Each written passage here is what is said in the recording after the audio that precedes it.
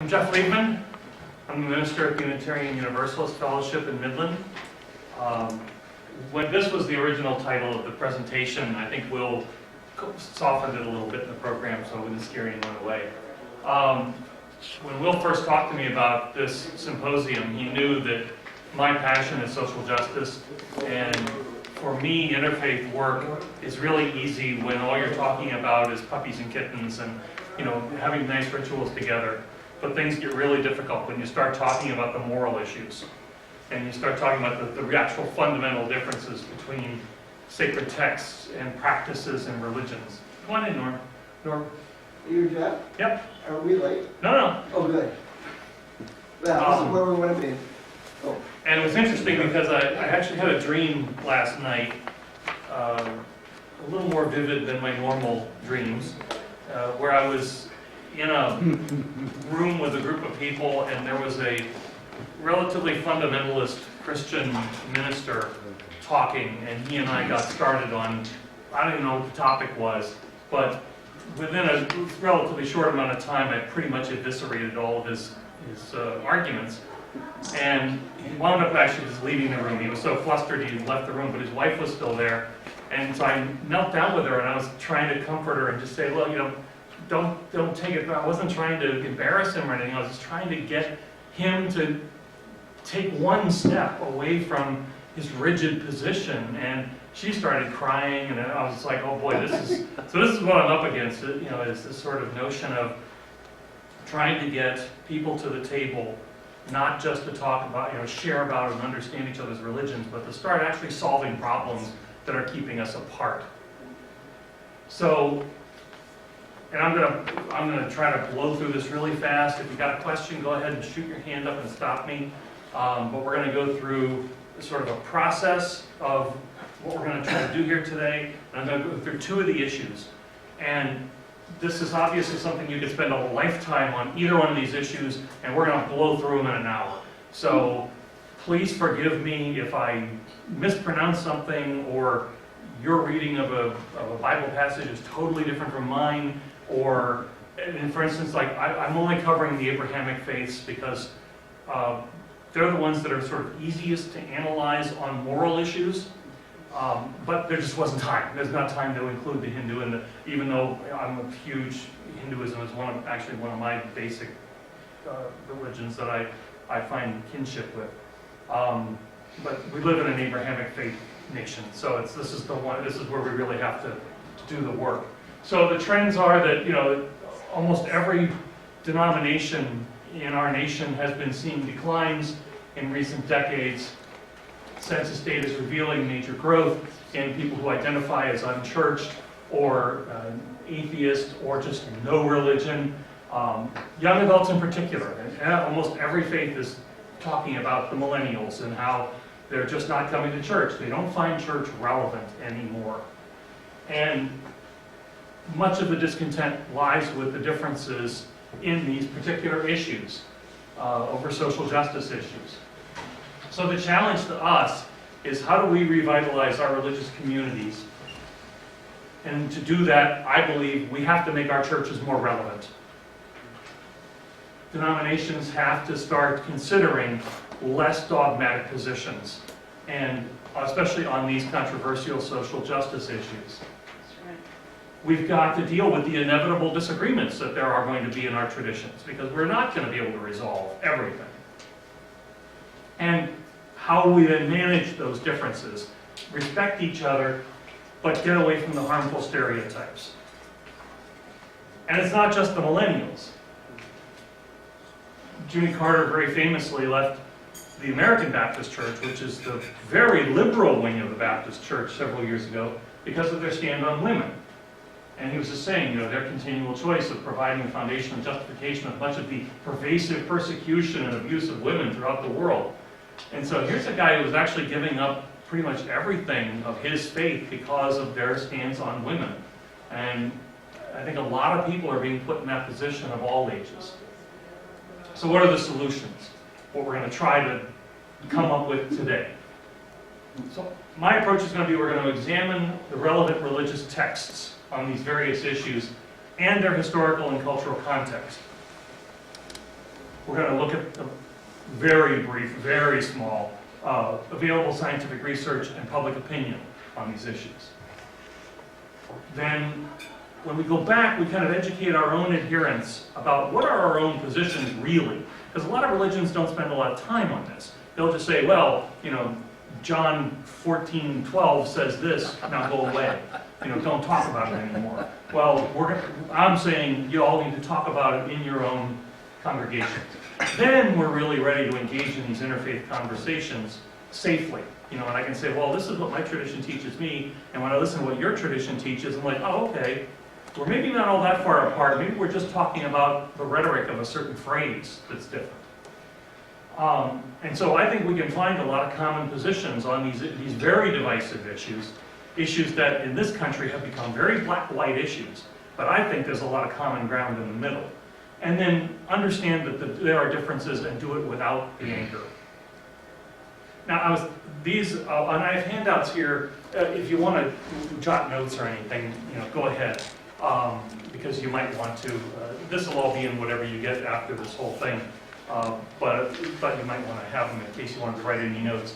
But these next few slides aren't in them because I just thought of them this morning. I was thinking about, you know, what's the thought process of various people coming to these kinds of conversations, and you know, being someone who's of a more scientific bent, you know, I was trying to think of, okay, how can I, you know, sort of categorize very broadly? And these are very broad brush categorizations. So someone who comes from very fundamentalist religion, the type of person who would never come to this kind of a gathering, or would find it very difficult to come to this kind of gathering, they're going to start with their history and their sacred texts. That's their basis for belief. And then they're going to come to the conclusions and what behaviors they're supposed to be following based on that history and sacred texts. And then they'll find the hypotheses that fit with that particular text. And any answers for any other questions that might be relevant. Whereas the fundamentalist scientific approach is the reverse. You start with your personal experience, you start with the laws of physics and math and all the other sciences that we know, then you make some assumptions, then you build some hypotheses, and then you test those hypotheses. And a scientist is going to either come up with reason-based conclusions, or they're going to come up with, they don't have an answer, and they're happy to live with the ambiguity. Now, I think the interfaith approach is a combination of this. You start with your religion of origin, but then you also start with an understanding of the other religions as well. So you're open to that conversation.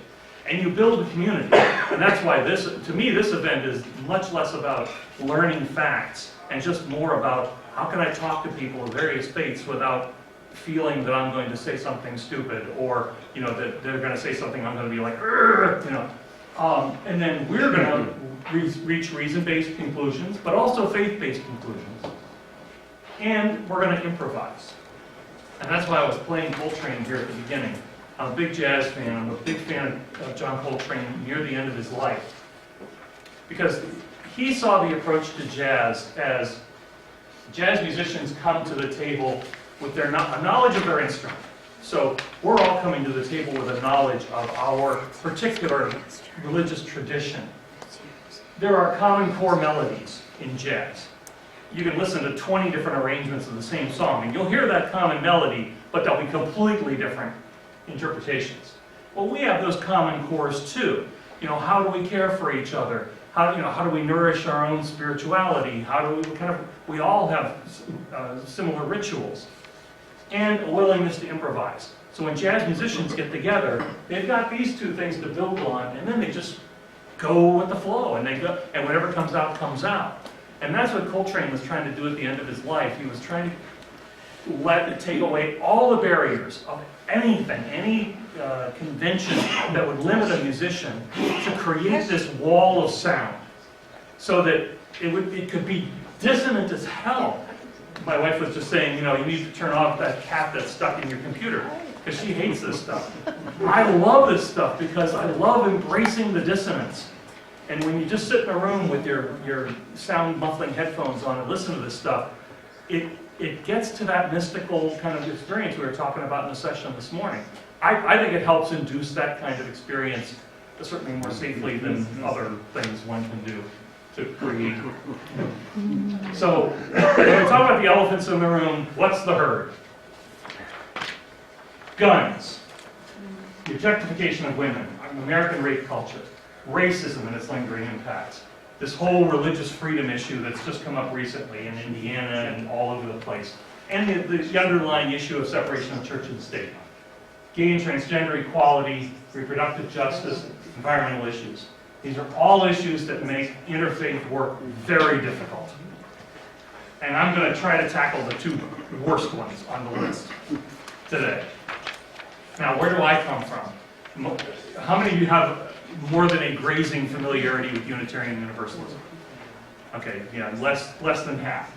So the 1 minute nutshell is Unitarian Universalism comes from a Christian tradition, but in the last 100, 200 years, with the Transcendentalists and with the humanist entry, we've become a much more liberal religion, much more open to non-Christian tradition.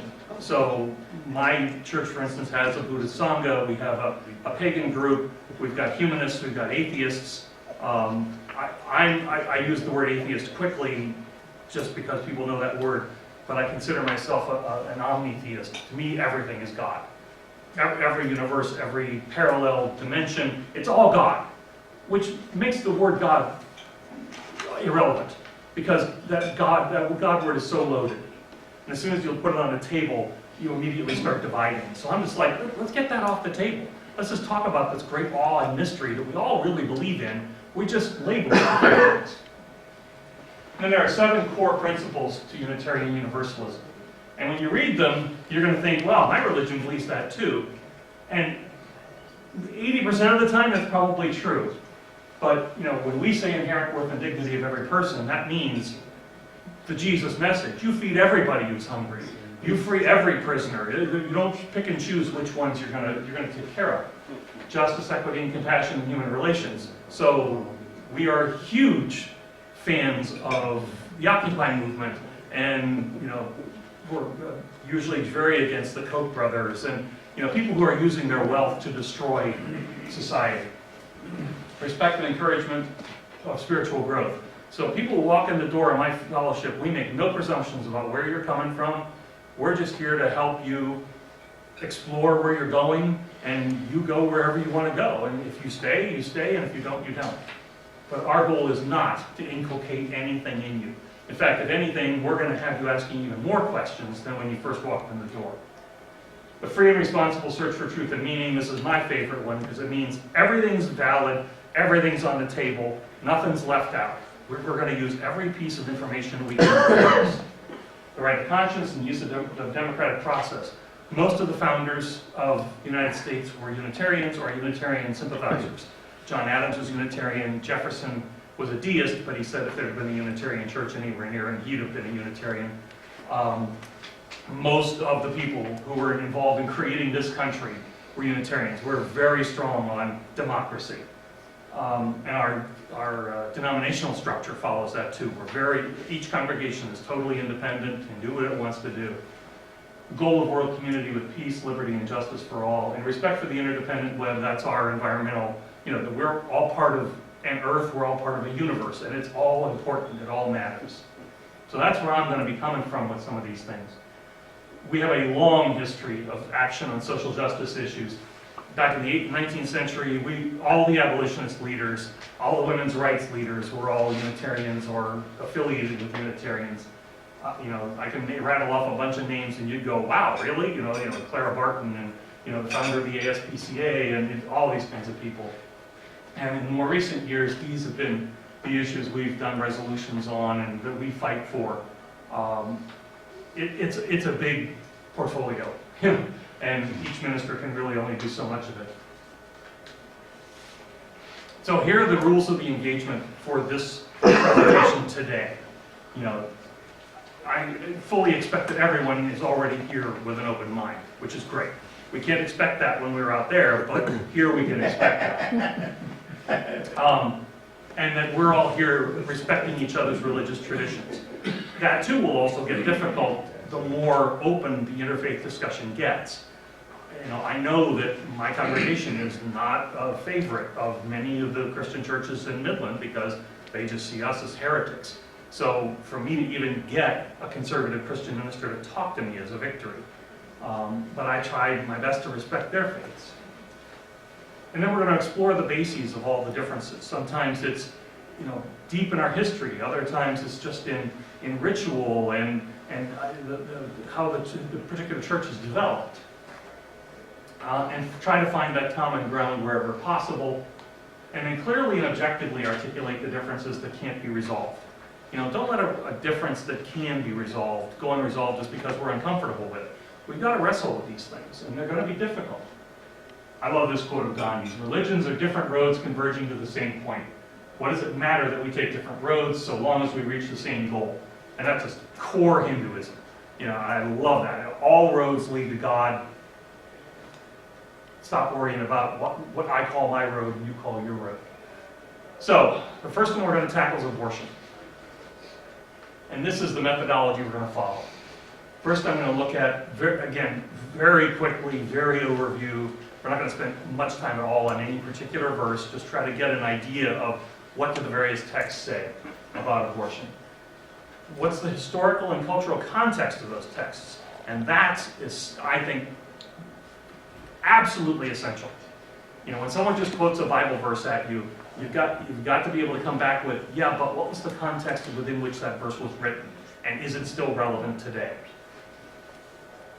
What are the current denominational positions? Because a lot of times, like I have many, many, many Catholic women friends who are, very pro-reproductive justice, but the denomination's position is, no. What differences exist among the various denominational positions and why? What does the scientific research and social opinion suggest? Are there conclusions we can agree upon? Again, getting away from that white, black, conservative, liberal, the whole, pro-life, pro-choice baloney that's really totally false, that's keeping us from having these conversations. So, my texts generally are, I tend to use this Jewish study Bible for the Hebrew texts. I use the New Oxford Annotated for the Christian Testaments. There's a new edition out, I just haven't picked it up yet. And then when I need it, I'll use the Precise Parallel New Testament for, this only has the Gospel, no, I think it has the whole Christian Testament in it. But it's 8 different versions of the Bible, which is awesome. So one time I did a whole sermon on, I have never liked that the meek will inherit the earth. I've just always thought that was lame and that Jesus wouldn't have said that. Well, sure enough, there's one version of the Bible that translates it as the gentle will inherit the earth. And I'm like, totally different. That totally changes the tenor of that verse, and I think is much more correct. And then this is the version of the Quran. When the Saginaw Center opened up, they had a table of experts, come here and ask questions. And I was like, yes, please tell me which version of the Quran I should be using, because there's more versions of the Quran than there are of the Bible. And they were like, scholarly work, this is the one you want. So those are the texts I generally use, in addition to stuff that you can find online about some of the other the midrashes and the hadiths. So, what do the Hebrew texts say about abortion? Remarkably little. Genesis 9 just talks about the shedding of blood and that you should be fruitful and multiply, but it doesn't really talk about babies or anything like that. Exodus is really the only place that actually mentions something that can be equated to abortion. And it's a list of penalties for various infractions that you do. And in this list, there's basically, this is what you owe a husband if you kill his wife. And then this is what you owe a husband if you kill his wife and she's carrying a child. And the penalties are identical. So the presumption is that, at least from a financial standpoint, the unborn child has no value. That's pretty much it. That's all that's in the Hebrew Testament, at least the Torah as we have it. So, and what's the historical context behind these? So, after the flood, procreation is the main issue for the Hebrew people.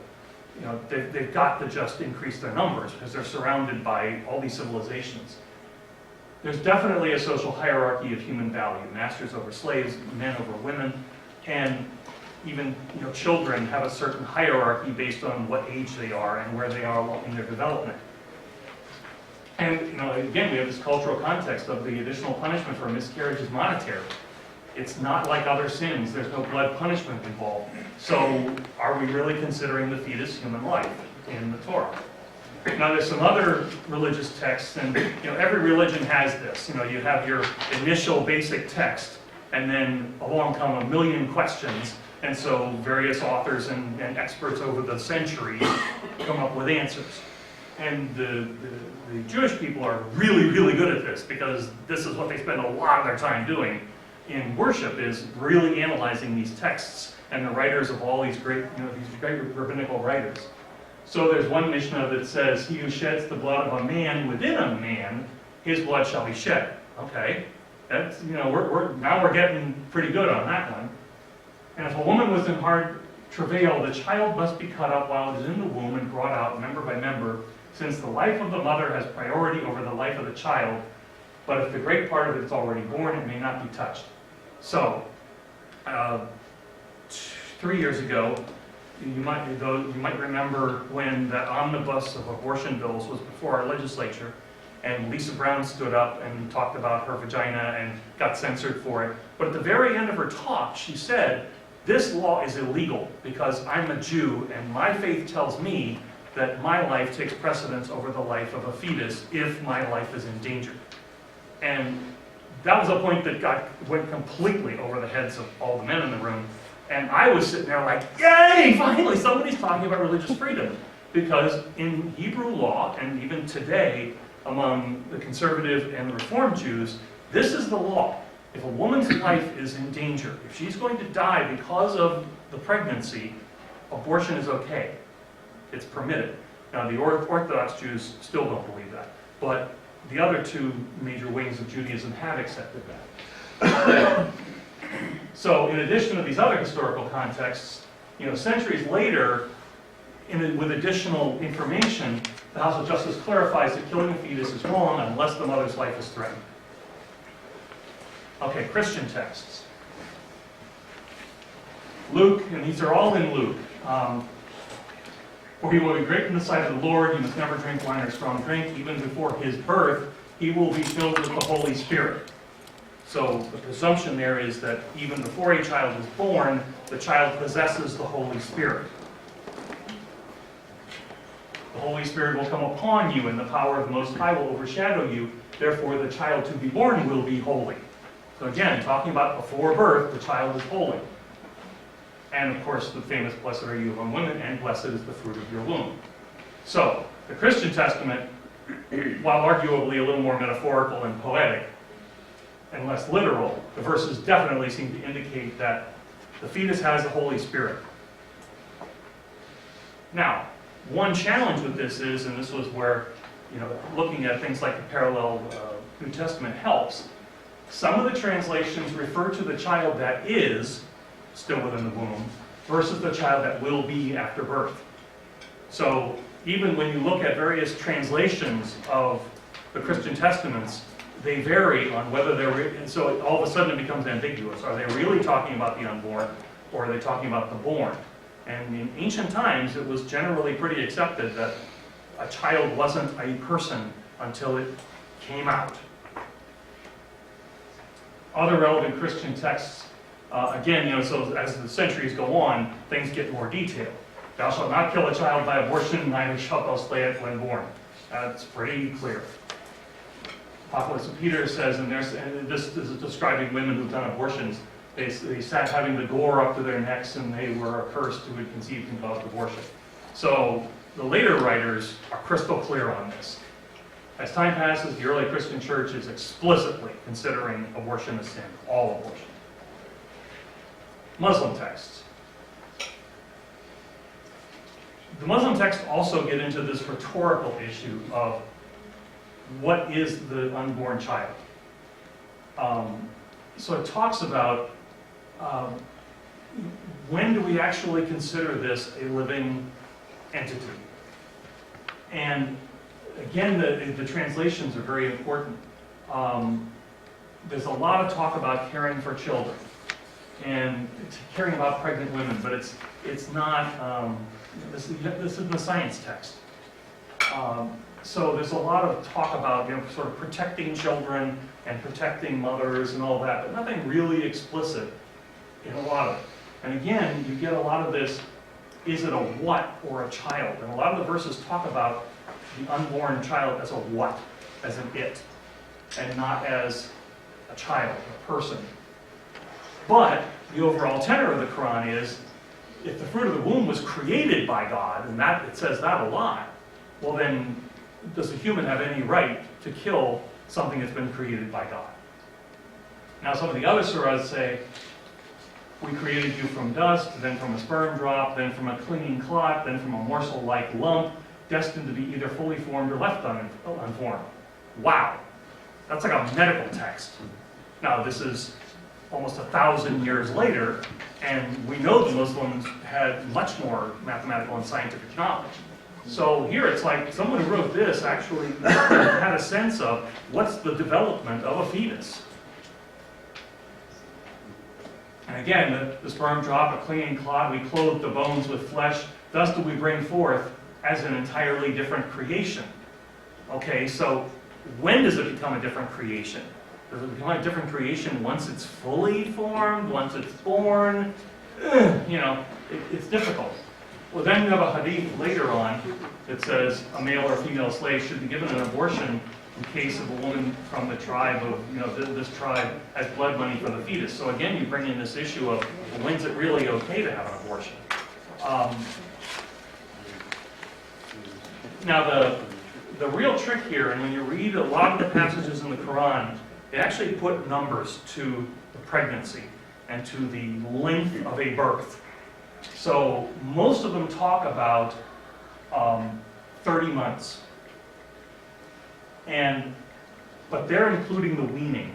And the weaning is 2 years after birth. So if you take the 2 years after birth and what's left, 6 months prior to the birth, it doesn't cover the first 3 months.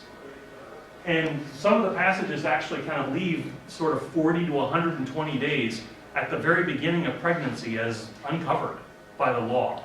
So the presumption might be, one could guess, that the presumption is that a first-term abortion is okay. And either way, an abortion is not the same as a penalty for life. Okay, so what are the current positions based on all of that history and context? Rabbinical positions vary. There's majority agreement that abortion is wrong unless the mother's life is in danger. And there's no agreement whether abortion violates just rabbinical law or biblical law. There's large Christian consensus that all abortions are murder. And Muslims generally allow for early abortions, but almost no exceptions afterwards. What are the differences? There is no agreement about when a fetus actually becomes a person with a soul. And although there's mostly consensus that rape and incest are not justifications for abortion, all three religions are pretty clear on that. Rape and incest are not justification for abortion. But the threat to the mother's health is in some cases. There's very much confusion among the laws regarding whether killing an unborn entity is murder, or it's property damage, or it's just a penalty. And views on contraception we're not even going to go into. They're all over the place. Now, where does science and social opinion stand? The American Medical Association says that a physician should not be prohibited from performing an abortion in accordance with good medical practice and when these circumstances don't violate the law. They recommend, now this was, I actually learned this one, I wasn't even aware of this one myself until I was reading it on the site. The AMA recommends no third trimester abortions, except in the case of really serious fetal anomalies, because they argue that a third trimester infant can be saved. Now that's something that wouldn't have even come up 50 years ago because neonatal care wasn't anywhere near what it is today. But today, a 7, 8-month-old, 9-month-old fetus can probably be saved without killing the mother, unless it's a very serious situation.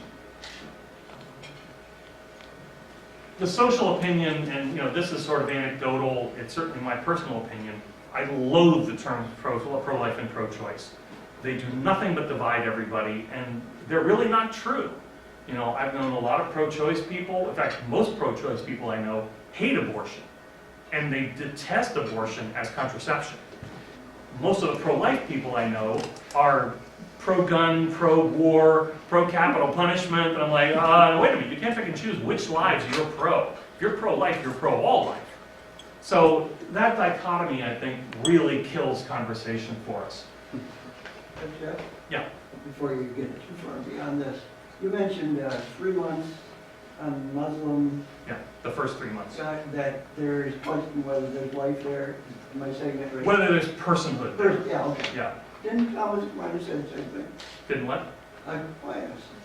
Thomas Aquinas said I don't know, he might have. Isn't that the time of what they call quickening? Where you can feel Yeah, and that's a lot of it too, is that, Yeah. you know, as the science has gone on, there's different, you know, quickening is one. Most Americans don't know what quickening means. Right. It's the first time the baby kicked, and you could Kicks. feel it. Yeah. That was the quickening. That's what I thought. Supposedly, God put the soul in the body. You know, and then, you know, now it then became that whole research of when does a fetus actually feel pain, which is Right. very debatable. And I think that's what's happened now is because we've got these ambiguous positions, a lot of the, you know, anti-abortion people have just basically said, you know what, we're going to eliminate this decision. It's a fertilized egg, period. Anything from there on is sacred. Right. But then you get into the whole contraception thing of, well, what if I'm doing contraception that prevents implantation of the fertilized egg? Is that an abortion? You know, and it's a miscarriage abortion. So it becomes madness. 2/3 of adults in this country say they don't want Roe v. Wade overturned. And when asked directly about the legality of abortion, half of Americans think it should be legal in those cases. And these figures have remained pretty constant for the last 2 decades. So, are there any agreements we can come on the issue of abortion to try to bring the interfaith conversation closer together? One thing, we can agree that the practice of abortion has always existed. Midwives have always known of herbal abortifacients using sharpened implements, just like, you know, any back alley abortion, or various physical applications. Midwives have always known how to induce an abortion. And that's not going to go away if abortion is made illegal. The primary causes of abortion are the desire to end an unwanted pregnancy, the need to preserve the health of the woman, and the termination of a non-viable pregnancy.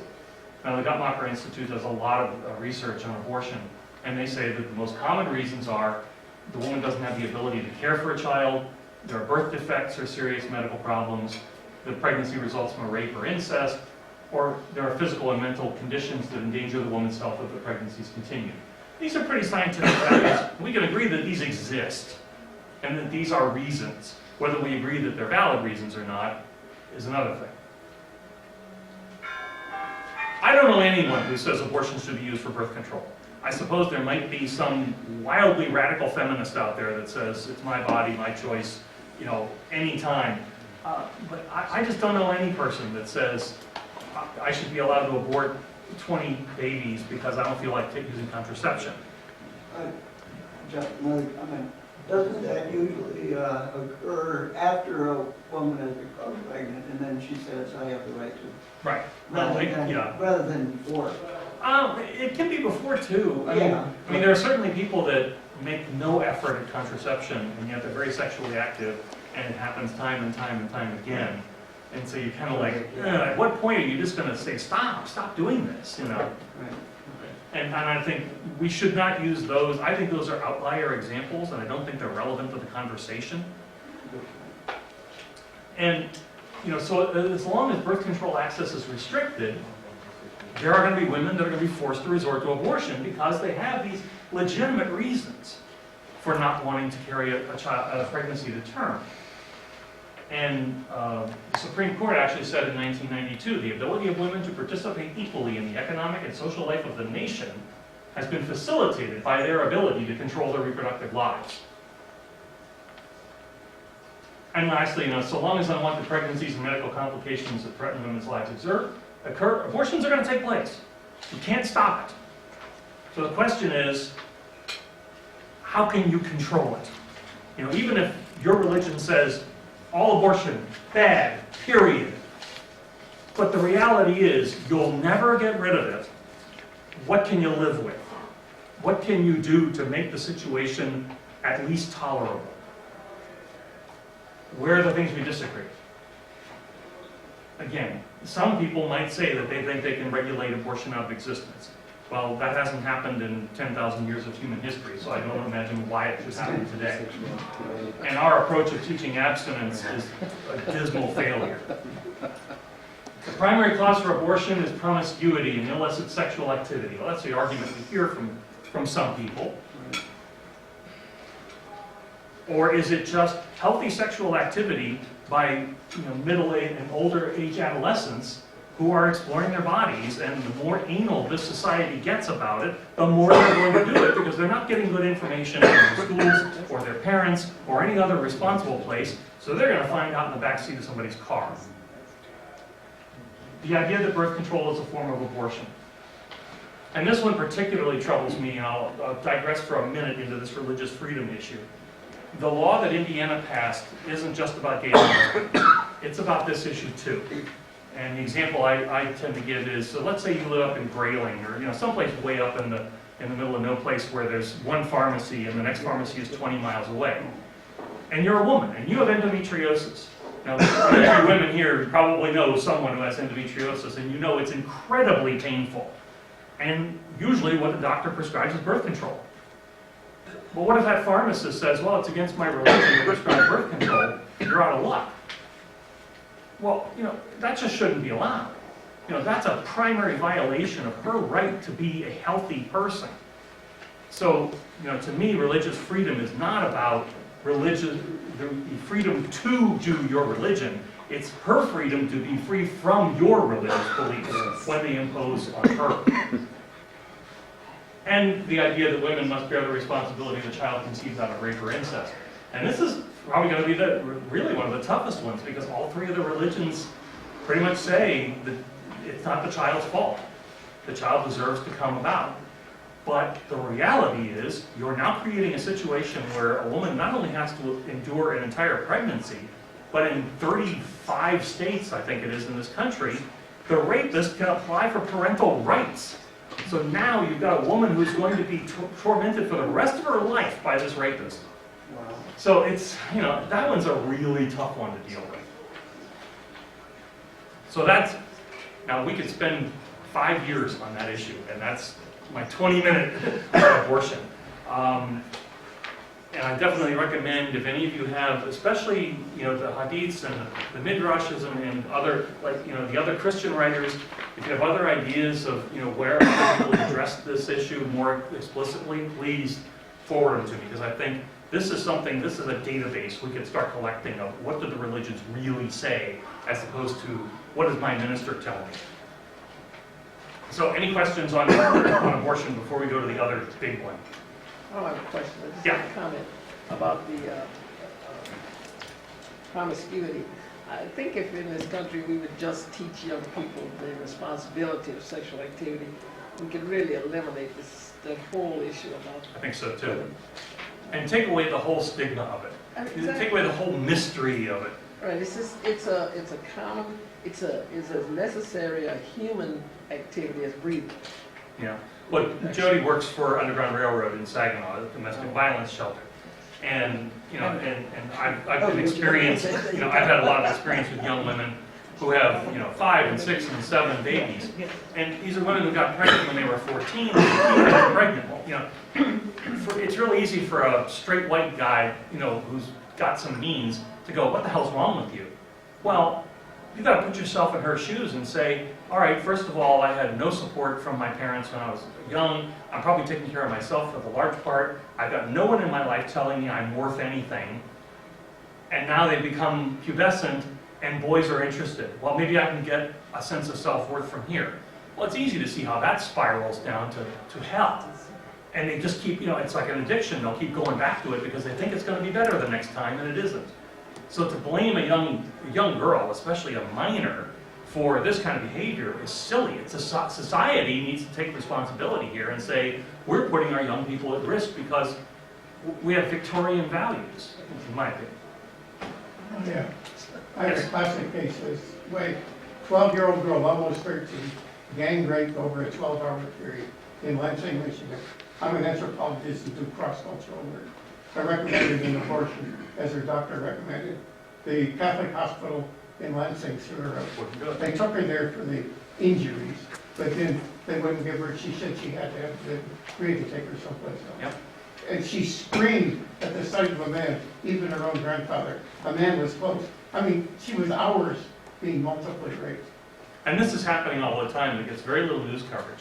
I mean, the one we really heard about was that case in Ireland, the young Indian woman who went in, and there was a case where the fetus was totally non-viable. It was not going to survive, but it still had a faint fetal heartbeat. That's all it had. But it was not going to survive the pregnancy at all. And it was giving her blood poisoning. And, Ireland, no hospital was going to give her an abortion, and she died in 3 days. Right. And I'm like, that can't possibly be a good thing. There's no way any religion, in my opinion, should say that's good. Which raises a bigger issue, which is mentioned here, but wasn't explicitly said. If we have better care of women, we're going to reduce abortion. Oh, absolutely. Absolutely. And that goes to income equality and Right. all those issues. Right. Absolutely. Right. Now, homosexuality is obviously a massive issue in society. I don't know how many of you saw this. This was on Facebook the last couple of weeks. It was a screen on a beach. Was it Santa Barbara or Santa Monica, I think? They put this great big screen out on the beach, and you'd see these skeletons come out on the beach, and out behind the screen they'd hug each other and hold hands, and then the people would walk out from behind the screen. And they'd be a man and a woman, and two men, two women, racial, the whole 9 yards. And the whole thing was love has no labels, which is awesome. And I found this quote by Walter Wink, who's a very well-known biblical scholar. He wrote a little pamphlet on homosexuality in the Bible. He said, the Bible knows only a love ethic, which is constantly being brought to bear on whatever sexual mores are dominant in any given country, culture, or period. So, the Hebrew texts. Now, we got a lot more on homosexuality in the Bible. Well, maybe. Well, and again, here's where you really get into the trickiness of the Bible. And what's really, and again, because here we are in a quote-unquote interfaith group, but the odds that any of you are biblical literalists is probably pretty low. Getting the biblical literalists into the room is the difficult thing, because they see this, and they see that Ham saw his father naked, and they interpret as they had sex, they slept together. Well, this word nakedness is used in the Bible, in the Jewish text, a lot. And it doesn't really mean sex at all. It means any kind of improper social more regarding sexuality.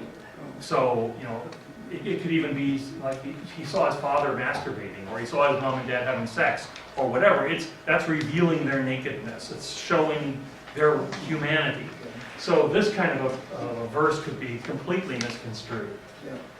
And of course, we have the famous Leviticus, and that one I could talk for the entire hour about Leviticus. And then, of course, Lot and Sodom and Gomorrah. And these, of course, are the two that, when this issue comes up, they're the first two you hear all the time. Which two? Leviticus and Sodom and Gomorrah.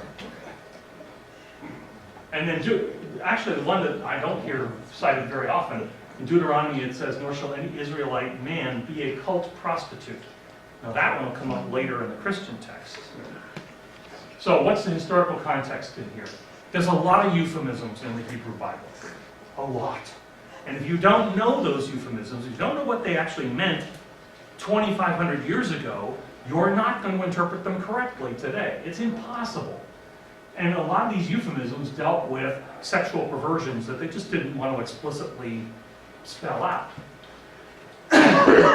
It's virtually certain that the Middle Eastern culture 2,000 and 3,000 years ago had no familiarity with the idea of homosexuality as a sexual orientation, or any idea of a homosexual committed relationship.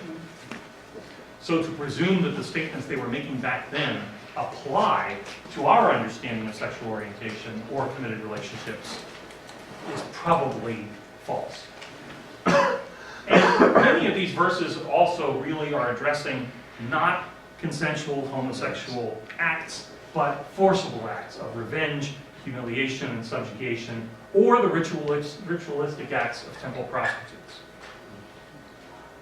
Now, there are more Hebrew texts. There are a couple of stories in the Bible that you can read them however you want to read them. Ruth and Naomi is a little shaky, but obviously they're very committed to each other. Were they in love with each other? You know, the commitment's really damn strong for just a familial relationship. But David and Jonathan is very unambiguous. That one is very clear. A lot of times there are various missionaries that talk about not doing what other cultures do, maintaining the sanctity of the Israelite culture. So they'll say, well, here are things that the Canaanites and the Egyptians do. You know, a man would marry a man, a woman would marry a woman. Don't follow their practices. Well, is that really setting up a law, or is it just saying, look, we need to keep our act together because we're a small people. Don't do what the majority of people do. And again, you have this kind of vague discussion of, you know, what are we talking about when we talk about these sexual relationships? Are we talking about embracing, kissing out of desire, lust, you know, any kind of physical contact? It's really hard to interpret these verses in any modern way. So, in 1 Samuel, you have the discussion, Jonathan loved David as himself. It says it several times. Very unambiguously, Jonathan loved David. And when you read the context of the story, it sure sounds like someone who actually, whether they had sex or not, I don't know, but there's more than just a friendship here. It talks about Ruth clinging to Naomi, and that clinging is a term that's often used in the Hebrew text to talk about what a man and a wife, or a husband and wife do. Again, the emphasis is on maintaining cultural identity and not adopting immoral practices of others. And lawmakers struggle with this long list of behaviors, only one of which at varying times may have included a loving same-sex relationship. And so to do Lot and Leviticus quickly, my argument on those two very quickly is, unless you're a 6th century Jew living in exile in Babylon, Leviticus doesn't apply to you. You know, that was a law written as a priestly code at a time when the Israelites had just been punished by God by being overthrown by the Babylonians. The Babylonians had this brilliant tactic of they would take your best and brightest and move them to Babylon and turn them into Babylonians. And then they don't have to worry about conquering you ever again. Fantastic strategy. Well, the priests are wise to this, so they create this draconian law to sort of punish their own people for their transgression and keep them in line. So to me, Leviticus is just irrelevant. The entire book is irrelevant. And of course you get the whole, well, unless you're not going to eat shellfish or cut your beard or wear clothes made out of 2 claws, unless you're going to follow all the rules, you can't pick and choose the ones you like or don't. Lot and Sodom and Gomorrah, and this will come up in the Quran as well. One of the basic arguments with the Sodom and Gomorrah story from the Hebrew position is that one of the worst sins a Jew could commit is the sin of inhospitality. I think within the Jewish community, that argument still holds a lot of weight. The Christian community has moved away from that argument. They kind of reject that argument. And there's reasons why. But in the Hebrew argument, that one really holds the most weight of all, is that there's the word for to know, to get to know you, is used like 900 times in the Old Testament. Only 9 times is it meant to know someone intimately. It's usually just, oh, hi, I'd like to know you. And so when the men of Sodom say, we want to know these strangers, what are they really talking about? Are they demanding to have these strangers trotted out and introduced to them, which is very inhospitable?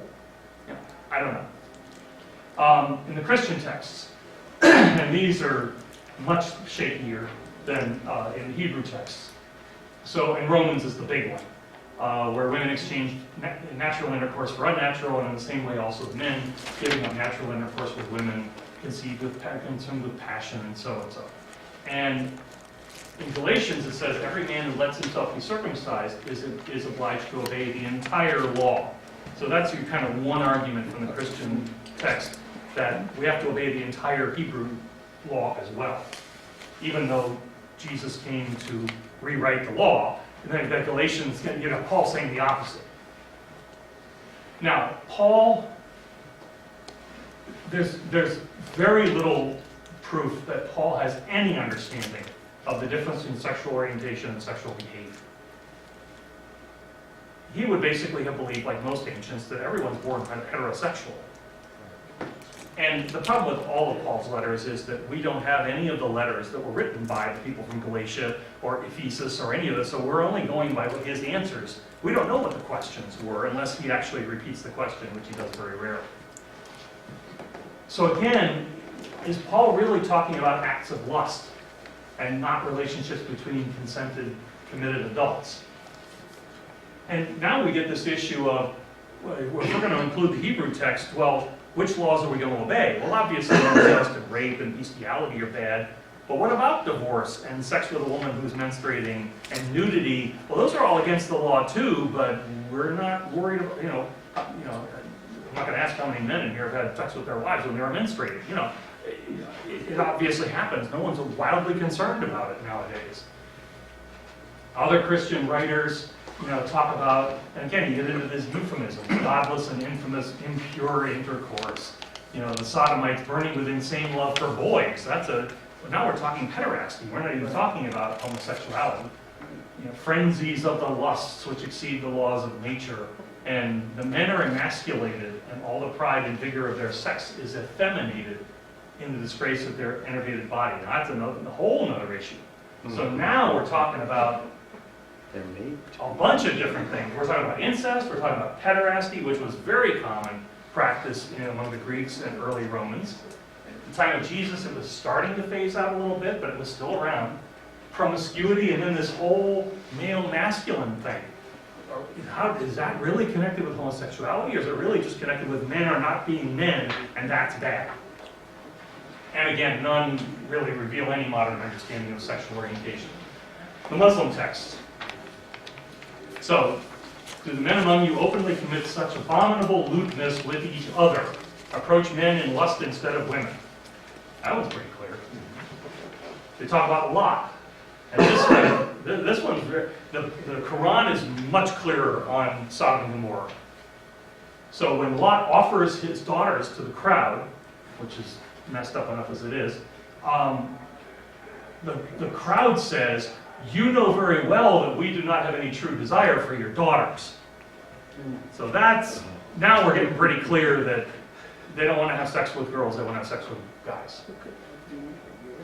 And are the men among you the only beings that approach males in lust? So the Quran's got several citations where you're pretty clearly talking about men having sex with women. Excuse me, can I? Much clearer about Sodom, much clearer about it's related to sexual perversion, and involving acts between men, but otherwise we're still kind of fuzzy. Can I Yes? just say that previous slide, Yeah? where it says, we do not have any interest in your daughters, couldn't that be your daughters? They're saying we don't have an interest in your daughters. But Lot's daughters. specifically Lot's daughter, Specifically, they already wanted Oh. other people's Like daughters. It could- those are ugly daughters. Could be. Right. Could I just wanted to. be. And then the wild one, I only just found this one last week. There's a verse in Surah 76 that is describing the Garden of Paradise, when you die and you go and you get the 70 virgins and the whole thing, that coming around serving them are immoral youths. If you see them, you shall think them to be string pearls. So like, what the hell is... There is no mention of 70 versions, so please do not repeat the media 70 versions. There's no number of 70 versions anywhere. Yeah, So you're don't right. repeat the media hype of the 70 versions. Yeah, you're right. Versions Exactly. maybe yes, but there's no number 70 anywhere. So please, I just have to. But this is one I would love any of our Muslim colleagues, if they have an insight on this particular verse, because that one really threw me, and I was like, I have no idea what that's talking about. There's another one where, again, we get back to this issue of being effeminate, where the prophet cursed effeminate men, those men who assume the manners of women, and those women who assume the manners of men. So what are we talking about? Are we talking about cross-dressers? Are we talking about transgender? Are we talking about homosexual? What are we just talking about guys who aren't muscular? I mean, who knows? They're not macho. Yeah, exactly. Or are we so worried about patriarchy that we can't allow men to express themselves Exactly. any other way than Amen. being dominant and This one kind of concerns me because now you get into, okay, so let's say Sodom is about male on male sex. Well, clearly a mob of men showing up at Lot's door demanding that he throw these two strangers out to them. They are not interested in loving consensual sex. They're interested in raping these men. Now, if that's what you believe, then you've got this citation that says, if you find anyone doing as Lot's people did, kill the one who does it and the one to whom it is done.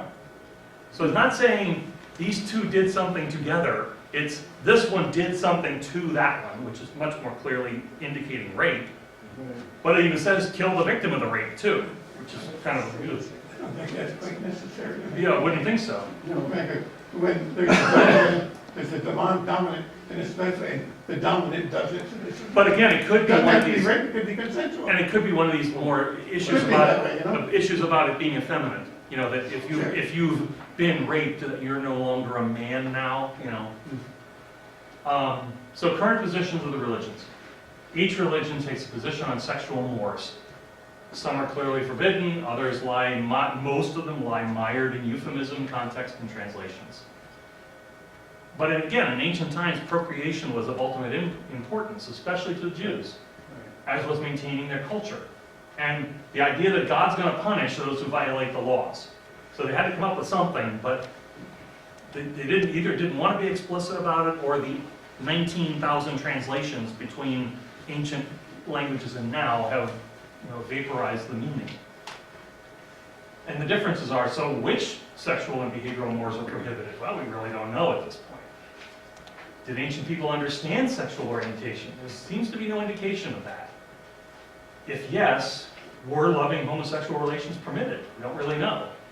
And if no, then do those laws even apply nowadays to a loving, committed homosexual relationship? You know, in regard to that specific one, I think it could be argued that it was acceptable in those days because Paul did not say anything against it. And it was very, Well, very, and very well, it was very common. when this whole legislative bill came up about women having to get a pregnancy, having to get a pregnancy clause on their insurance for getting an abortion. So I went and I testified before the Senate committee, and I forget what I said, but they knew I was a clergy person, and they were like, well, would you think Jesus would have allowed this? And I said, well, Jesus was a healer, right? And they're all like, oh yeah, of course. And I said, well, when you look at Jesus when he meets the Roman centurion in Capernaum, the verses are abundantly clear that this is his male slave whom he loves. That's what the verse actually says. Well, it's common practice in Rome at that time for centurions who live far away from the cities to have a pederastic partner, to have a boy slave. And it's certainly not what we would call consensual homosexual relationships. But in those days, that was how boys learned to be men, was a man would take them under their wing. They'd have a very loving relationship, it was a very mentoring relationship. But in time, another century or so passes and that practice goes out of the way. Well, this centurion comes to Jesus, says, heal this boy that I love very much. Jesus doesn't bat an eye, he heals the boy. And then he praises the centurion for his faith. So when people say to me, Jesus never said anything about homosexuality, I'm like, well, check that one out first and then tell me whether he said anything about it or not. Science and social opinion. According to the American Psychological Association, and this has only really changed in the last couple of decades, that homosexuality is in no way considered mental illness or any of that anymore, but there is really no conclusive research one way or the other, whether it's genetic or hormonal or developmental or social and cultural. The research is still kind of indicating that it's a match of all of that. But that definitely sexual orientation is to some degree determined at birth. And that all these factors are relevant and they play very complex roles.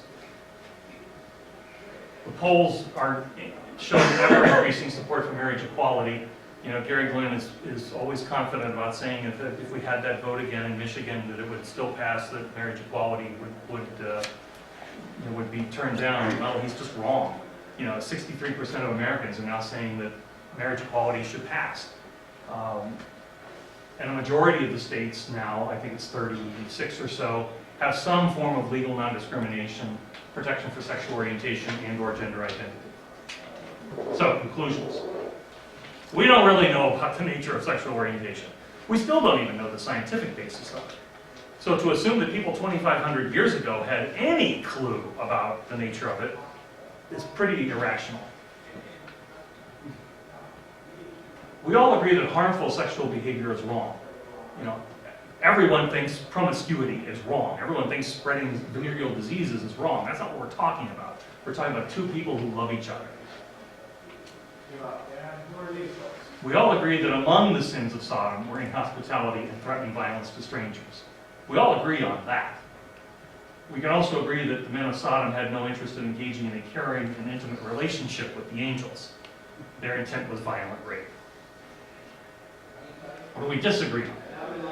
Well, do we know enough about sexual orientation to leave the matter up to individuals, or just up to God? And must churches take a stand? What frustrates me so much is so many of the people I run into who are so adamant on this particular issue, this one issue, and they don't even argue about any of the other prescriptions of the Bible, but they focus on this one. And then I point to them the 12 verses in the Christian Testament that say, "Judge not lest ye be judged." It's not up to you to judge people. You know, this isn't ancient Israel where we're stoning people. You're not the one. It's up to God to judge these people. And you're supposed to love them. So stop, you know, trying to hurt them, stop oppressing them, and leave it up to God. Is homosexuality a harmful practice? I mean, this is another, you know, groundless accusation that is made of homosexuals, that they're pedophiles, or that they're going to teach young children how to be homosexual. And there's no basis for this at all, other than just the ramblings of people who hate homosexuals.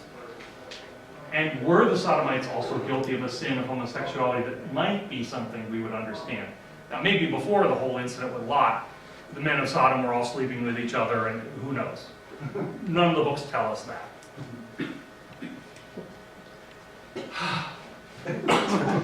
You're wonderful. That's it. Thank you. Wonderful. Thank you. So, yeah, there's so many other issues, but I think, to me, that's how we need to approach it. We need to approach it from a rational standpoint, look at the texts as we know them, look at the context of the texts, and then look at modern understanding, and then find those things we agree on, and then find a way to disagree where we do disagree. Yes?